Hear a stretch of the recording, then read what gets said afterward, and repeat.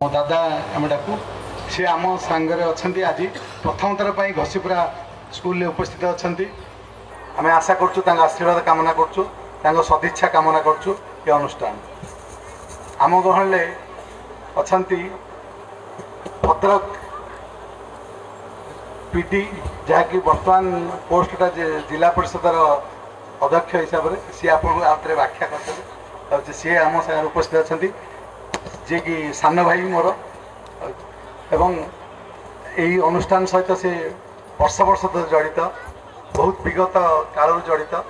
तेणु से सदिच्छा से शुभकामना ये अनुष्ठान सहित अच्छी से मो अंतर शुभेच्छा जनाऊँ